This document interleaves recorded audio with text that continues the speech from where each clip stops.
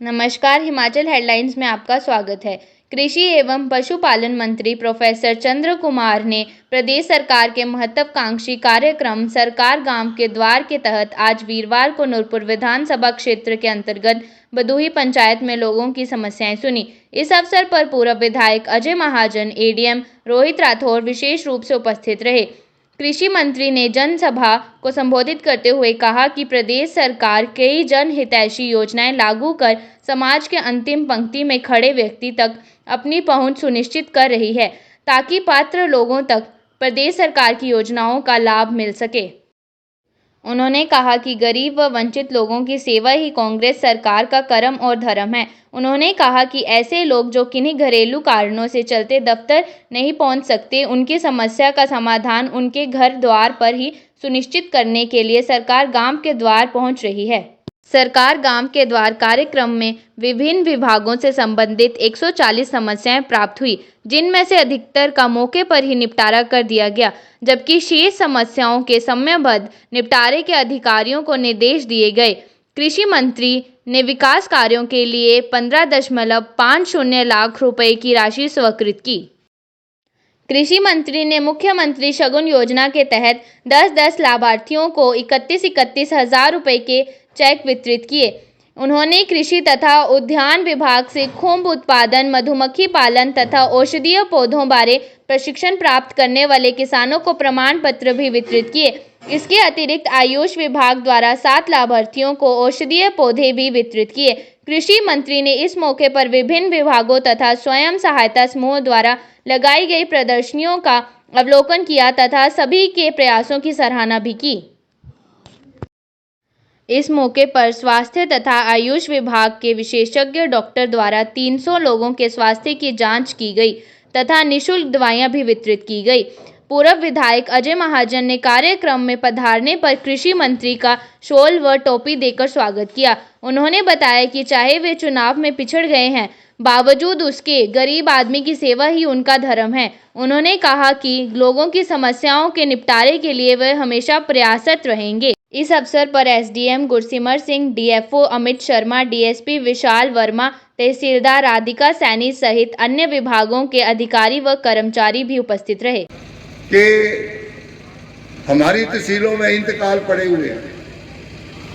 अब माँ बाप का जो फादर है बेचारा, उसको एक्सपायर हुए 10 साल हो गए हैं, लेकिन बच्चों के नाम इंतकाल नहीं चढ़ा। हमारे डिमार्केशन के केस पड़े हुए हैं, तहसीलदार साहब को टाइम नहीं मिलता, कानपुर साहब जाते नहीं हैं। हमारे जो है वो काम रुके हैं, सड़कें रुकी हैं।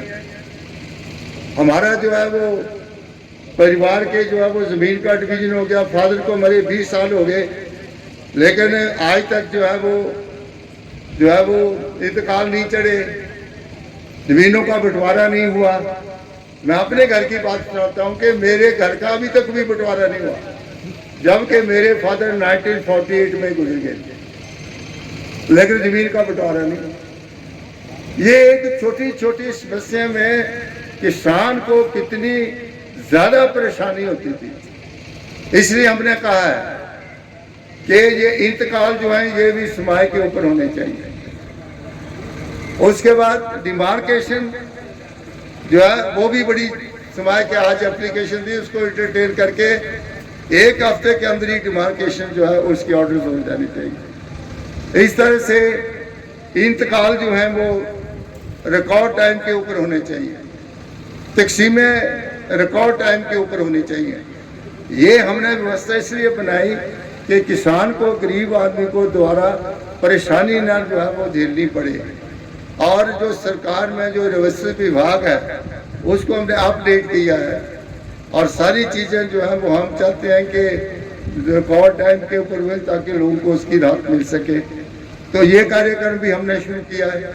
इसके साथ साथ कुछ व्यवस्था कामों की ऐसी थी कि जिसमें ज़्यादा करके हमारे लोग जो हैं वो छोटी छोटी चीज़ों के लिए जो है वो समझते हैं ये मुफ्त का ही काम है। पर्चा लेने जाते थे, थोड़ा बहुत 1 रुपया 2 रुपया दिया और पर्चा ले लिया। उसके बाद कोई एप्लीकेशन है, कोई रजिस्ट्री करवानी है, तो अंडर वैल्यू रजिस्ट्री करवा लेते थे, सरकार को उसका जो है फायदा नहीं होता था। तो कुछ हमने उसमें भी थोड़े थोड़े सुधार किए हैं। और पर्चा भी ऐसा सस्ता नहीं मिलना पाए, जिसका भी कुछ पैसे देना पड़े, और फिर रजिस्ट्री विभाग को भी थोड़ी उसकी इनकम होनी चाहिए। और इस तरह से हर चीज़ के लिए जो है वो आपको कुछ ना कुछ अपनी जेब जो है वो ढीली भी करनी पड़ती है। और इंतकाल चढ़ाने के लिए दूसरी चीज़ों के लिए एक फीस मुकर्रर जो है वो की गई है।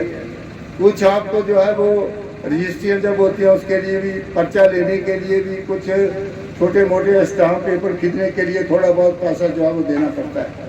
तो कुछ कुछ परिवर्तन हमने इसलिए भी किए हैं कि कम से कम लोगों को थोड़ा इसका आभास हो। इसी तरह से हर एक गांव में एक मॉडल स्कूल सरकार खोलने जा रही है, डे बोर्डिंग स्कूल्स।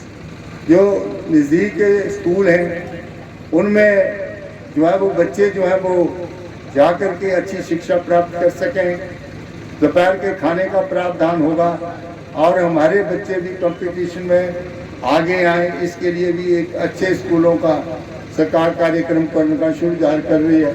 लेकिन ये मत आप समझना कि जो टीचर दूसरे स्कूलों में लगे हैं वो सारे नालायक हैं, या वहाँ बच्चे पढ़ने वाले सारे नालायक, ऐसी बात नहीं है। लेकिन हम एक मॉडर्न कंसेप्ट जो है वो देना चाहते हैं कि अगर इस प्रकार का कार्य हम चाहें तो उसको हम आगे जो है वो कैसे कर सकते हैं। तीसरी बात हमने उसमें ये रखी है कि खेती बाड़ी का ढांचा, उसको भी हम कुछ बदलना चाहते हैं। हमारे बहुत से लोग खेती बाड़ी छोड़ने जा रहे हैं, खास करके नौजवान तो खेती बाड़ी करते नहीं हैं, वो तो नौकरी की तलाश में चले जाते हैं।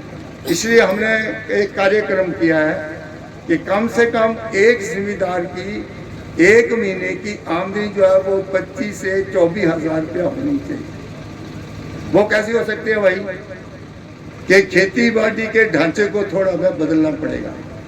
इसलिए मैंने और मुख्यमंत्री ने एक कार्यक्रम शुरू किया है कि हमने एक ब्लॉक में 2-2, 3-3 क्लस्टर जो है वो बना दिए हैं। कितनी ज़मीन है, कितनी उसमें पंचायतें हैं, लोगों की कितनी पॉपुलेशन है, किस किस आदमी के पास कितनी कितनी लैंड होल्डिंग है, और जो क्लस्टर्स है उसमें हमारे भिन्न भिन्न विभाग काम करेंगे।